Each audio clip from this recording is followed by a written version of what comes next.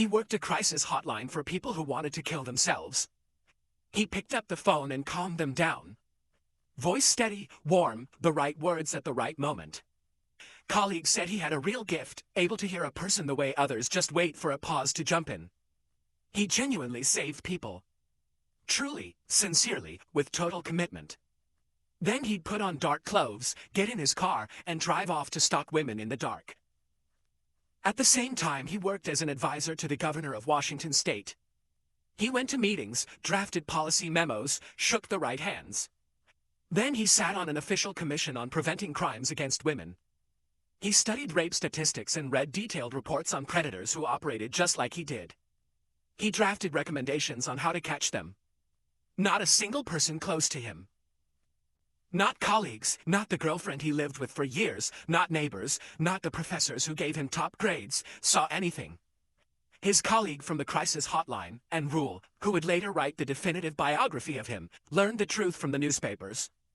She didn't believe it. She wrote to him in prison. He answered with polite letters, as if nothing had happened. He confessed to 30 murders. Experts believe the real number was over 100. There is no exact figure. Some bodies were never found, some were never identified, some he burned. This isn't a story about a monster you can spot from a distance. This is a story about a man people trusted. Trusted with their children. Who shook hands with governors. Who saved suicidal people over the phone. And did it well. Later, from death row, he helped the FBI profile serial killers. He used his knowledge right up to his last day. His daughter Rose was born while he was on death row awaiting the electric chair. She grew up visiting her father in his cell. Later she changed her name and disappeared. The letter he wrote her a few days before his execution has never been published. His name was Theodore Robert Bundy. Born in 1946. From day one, everything was a lie. He didn't know who his mother was. Literally didn't know. His grandparents passed themselves off as his parents. His real mother, young and unmarried, Eleanor Cowell, was introduced as his older sister. She gave birth to him at a home for unwed mothers in Vermont and brought him home to Philadelphia. His grandfather played the role of father. The family lived with this lie for years.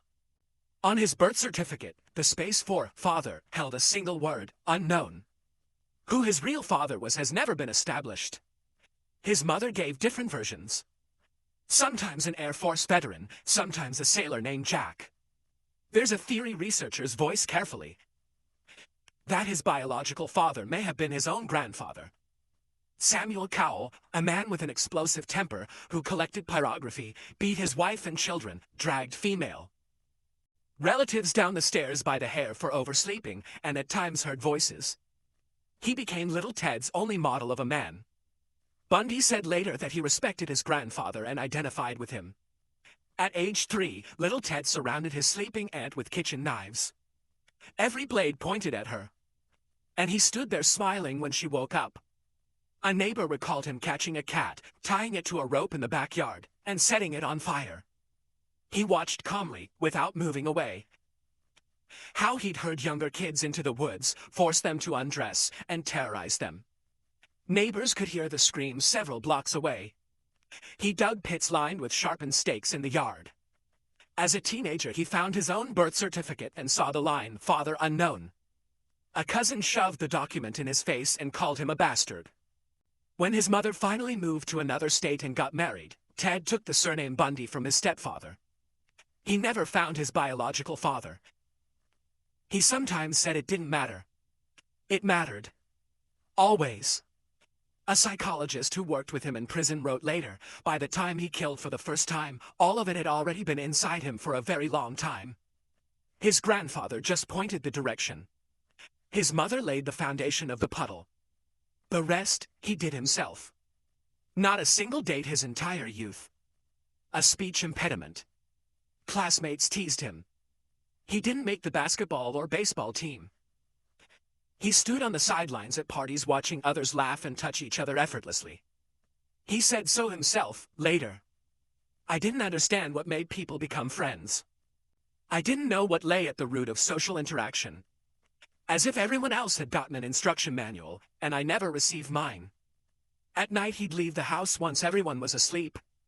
He wandered dark neighborhoods for hours, looking for uncurtained windows. He'd stand outside for hours in the cold and rain, watching women undress, move around their rooms, get ready for bed, then walk home. He fantasized. He shoplifted. He forged passes. Psychologist Carlyle described it as an escalation mechanism. A lonely, empty person, unable to attain intimacy through normal means, turns to fantasy. The fantasy darkens, year after year. It grows more detailed. It shifts from passive watching into active images of murder and control.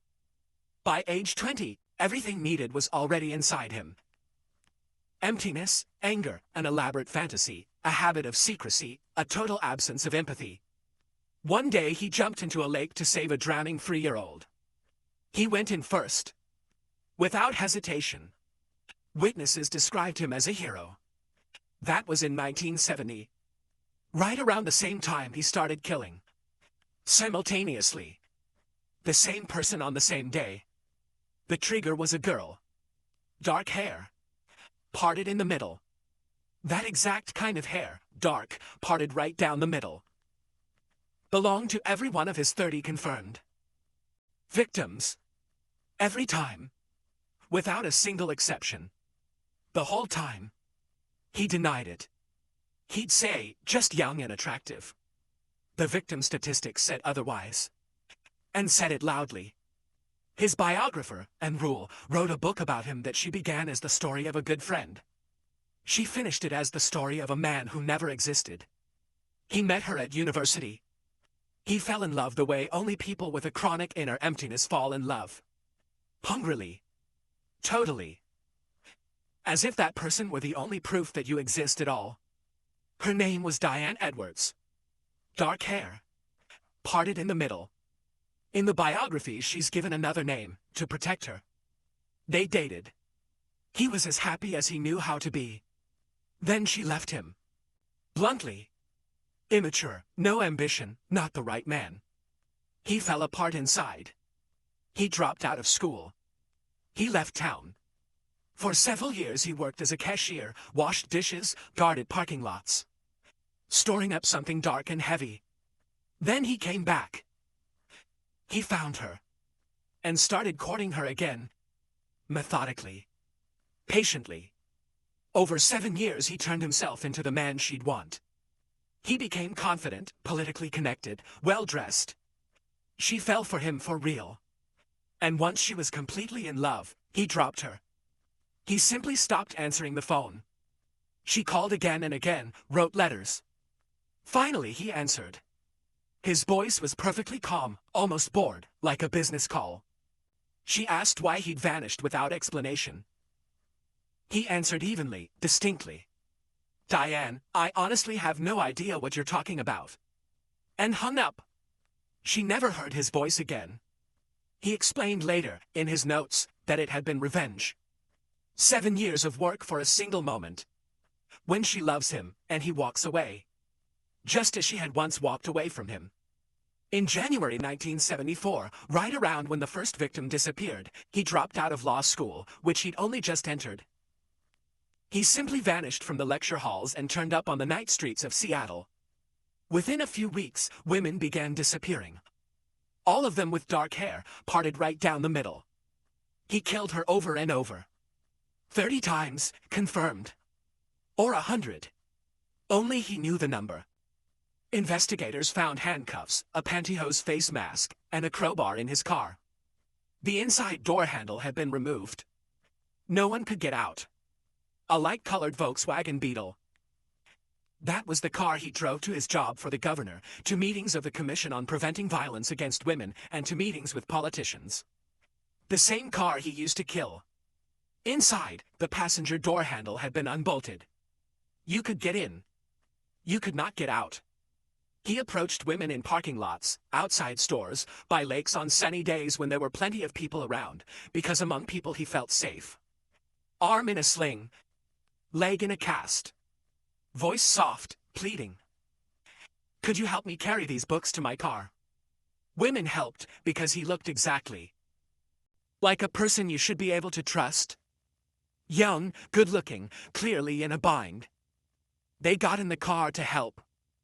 The door closed. After that, darkness and a blow to the head with a blunt object. On one day in 1974, he abducted two women from a crowded lakeside beach in broad daylight. Janice Ott and Denise Naslund. While hundreds of people around them sunbathed and laughed. And no one noticed a thing. Witnesses later said they'd seen a young man with his arm in a sling approaching women and introducing himself by a single name. The name he gave, Ted. The first thread that would eventually lead to him. He never approached people he knew. He never left living witnesses who could connect him to a victim. He moved between states. He changed his appearance, beard, hairstyle, glasses. Investigators in different states spent years without realizing they were dealing with the same man. He had no connection to his victims. No personal motive that leaves a trail. That was exactly what made him almost invisible to the police. Until he was pulled over for a traffic violation that night in 1975. In the car they found handcuffs, a mask, and rope. He explained them away, gear for a ski trip. The officer didn't buy it. That was the end of his first life. His Volkswagen now sits in a crime museum behind glass. Tourists take selfies with it. The passenger door on the inside still has no handle. He kept going back to the bodies. This matters not as a biographical fact but as a concrete physical act that required planning and effort to carry out. He'd get in the car and drive back to wherever he'd left a dead woman. Sometimes days later. Sometimes a week later. Sometimes he'd drive for hours one way along mountain roads and stay there until dawn. It smelled, up there. It smelled strong and specific. The kind of smell that exists only in places like that and nowhere else. He'd groomed the bodies. Washed the hair. The very same dark hair, parted in the middle, that had drawn him to them in the first place. He'd paint the nails a color he chose himself. Families of the victims later identified them, in part, by nail polish the women had never worn in life. He'd dress them in clothing he brought with him. Apply makeup. Take Polaroid photos, posed however he chose. He said later, to Agent Hagmeyer, that when you work very hard to get something right, you don't want to forget it. He kept coming back until decomposition, heat, insects, animals, time made it physically impossible to continue. The smell didn't stop him. What's left of a person in a warm forest after a few weeks didn't stop him. Only once it was truly, physically impossible did he stop. Shortly before his execution, he admitted to Hagmeyer that he had decapitated roughly a dozen victims. Before that, not a word about it, ever, not even a hint. Not even in the third person, in hypothetical conversations. Hagmeyer said after that conversation, "The truth is horrible." This was a man who had spent many hours talking with Bundy, in all kinds of circumstances. And he still said exactly that. When asked why he did it, Bundy answered with a single word. Possession. A dead woman won't tell you you're immature. She won't leave, won't reject you.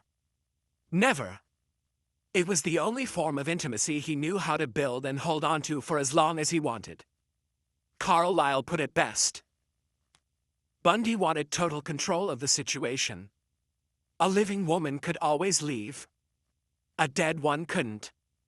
That was his answer to the fear of rejection. First escape. 1977. Colorado. He was due to stand trial for murder. Weeks before the escape, he started jumping from the top bunk in his cell.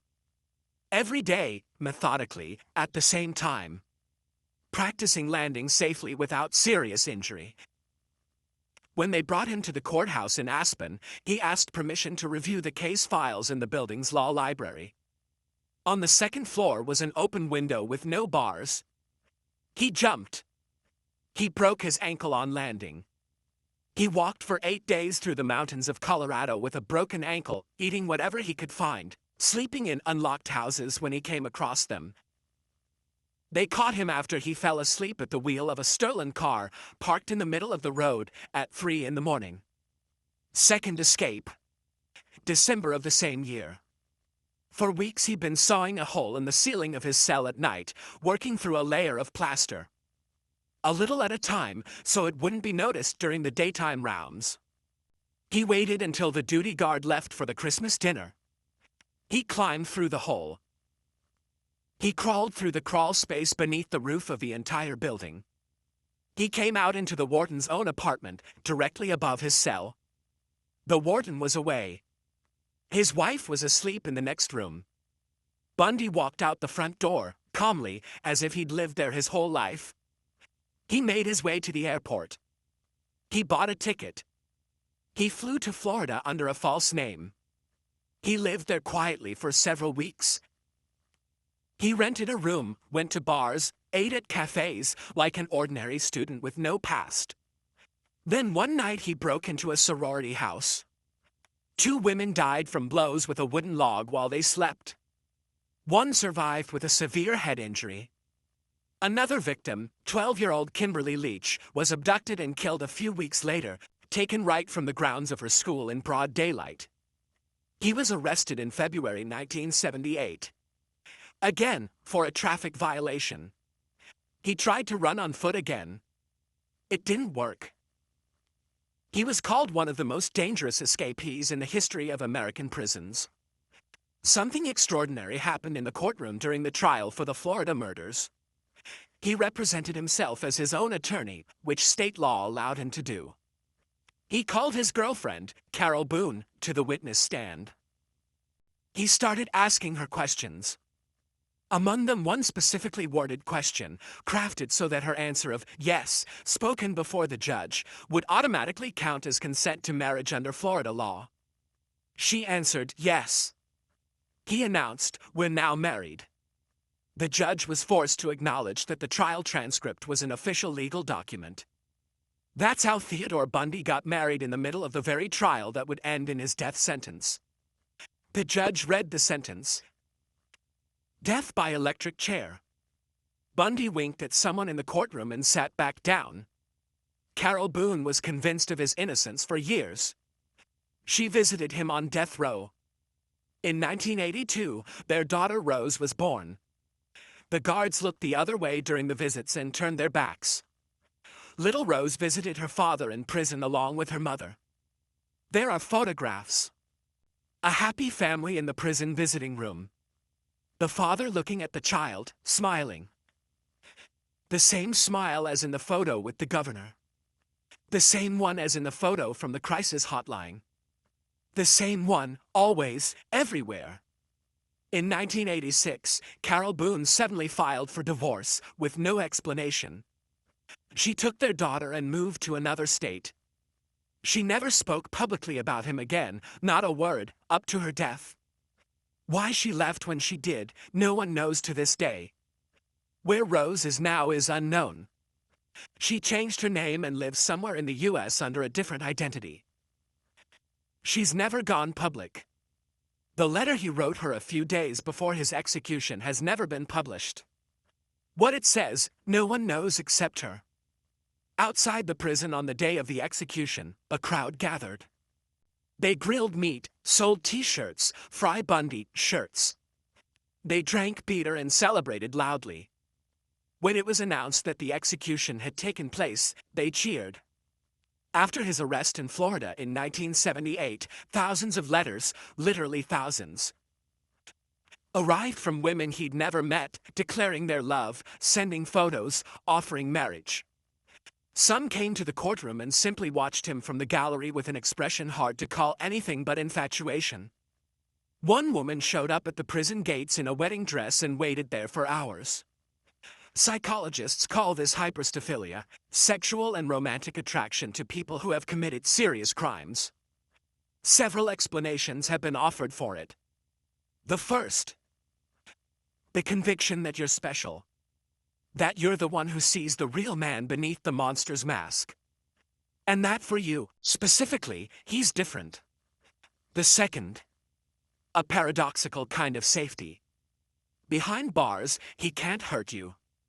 You control the contact, and you can walk away at any time. The third, charisma and confidence. Psychopaths tend to have it in abundance because they lack the fear of consequences that normally holds regular people back and makes them less self-assured. The fourth, a sense of power and exclusivity. You're visiting a man the whole world fears, and he's looking only at you. Bundy read the letters and answered some of them personally, selectively, deliberately. He used his admirers as a channel of communication whenever the official channels were closed to him. Some of the women who wrote to him on their own later went on to write books about him. Some became his lawyers. One, Polly Nelson, wrote a memoir about gradually coming to understand exactly who she was working for. This isn't a pathology limited to a few isolated cases. Charles Manson, Richard Ramirez, Jeffrey Dahmer. Each had fans, letters, a woman who married him behind bars. Bundy was one of the first to turn this into a deliberate system of influence. He knew how to use his own notoriety as a tool to get what he wanted. This isn't just dark romance. It's a phenomenon. Bundy understood it better than most of the psychologists who studied him while he was alive. A few months before his execution, the FBI gave him an unusual opportunity. Agent Bob Keppel and Agent Hagmeyer asked Bundy to help with an active investigation that had stalled. Gary Ridgway, later known as the Green River Killer, was free at the time and still killing young women in Washington state. Investigators couldn't work out his logic and couldn't predict his next move or location. Bundy agreed to consult. He spoke with the agents from death row and broke down Ridgway's behavior based on the case files they showed him. In detail, point by point, like a professional analyst rather than a man awaiting execution. He gave specific recommendations on where to look for bodies, how Ridgway selected his victims, what his internal decision-making logic looked like. He explained the psychology of a predator from the position of someone who had lived that psychology from the inside, who knew it not from textbooks but from years of his own experience. Keppel later wrote a book about these conversations, The Riverman. Ridgway was caught in 2001, 12 years after Bundy's execution. He confessed to 49 murders. Experts say the methods Bundy described helped investigators ask the right questions and search in the right places. It's one of the strangest facts in this entire story. A serial killer on death row helped catch another serial killer. And he did it well and effectively. Not out of remorse, out of a wish to stay important for as long as possible. Every conversation with the FBI bought him another day of life. Every new confession, another day. He knew how to trade on himself right to the end. He knew how to give just enough to keep people wanting more.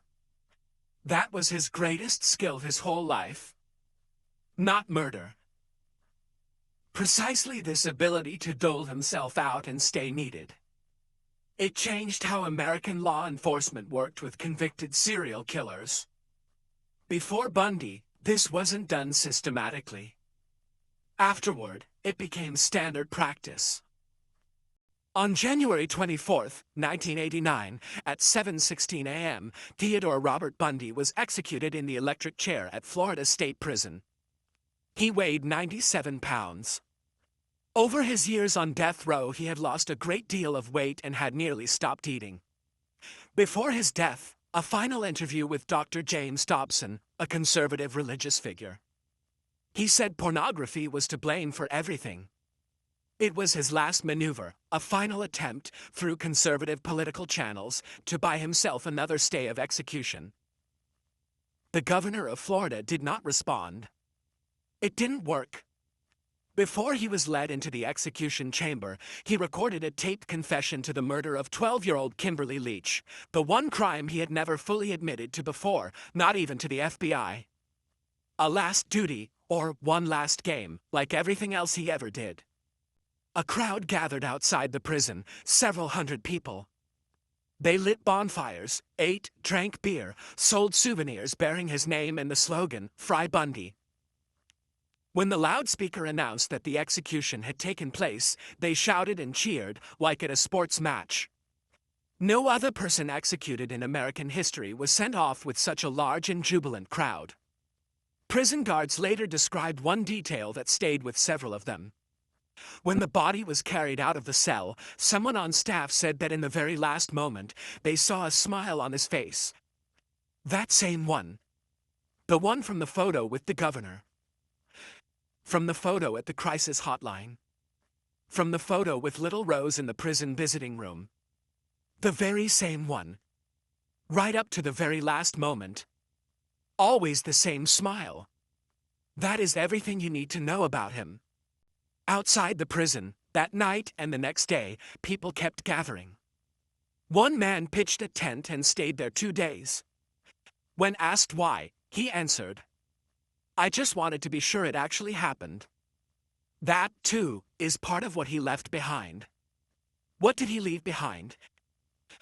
Keppel's book, The Riverman, changed how the FBI works with captured serial killers. Today it's standard practice, using the ones who were caught to help catch the ones who weren't. Bundy was one of the first to do this systematically. His Volkswagen sits behind glass in a crime museum in the US. Tourists take selfies with it. His name appears in dozens of documentaries, books, and series in every language in the world. Netflix released 2 projects in 2019. A documentary and a dramatized film. Starring Zac Efron.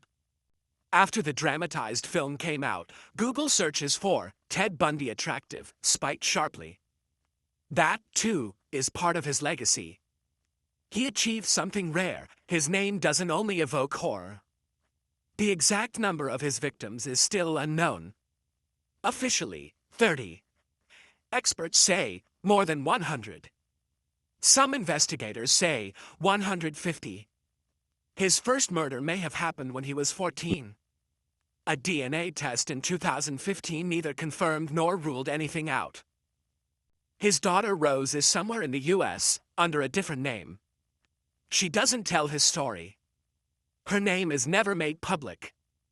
It's the one thing in this whole story that we know nothing about. Everything else has been documented, recorded on tape, printed in books. He did everything he could to be remembered. And he was. A name everyone knows. A body count no one knows for certain. A daughter no one ever sees. A smile that survives forever in photographs. He said it best himself in his final interview. "I'm not a monster. I'm just a person. And that's the most terrifying thing you'll ever hear." He was right. Subscribe to the channel. In the next episode, another person. Another closet. His final lesson is this: the most dangerous person isn't the one with the wild-eyed stare who lives alone in the woods. It's the one sitting next to you in the university library. The one working the crisis hotline. The one shaking the governor's hand. The one wearing the right smile. That's exactly what he proved. With his entire life.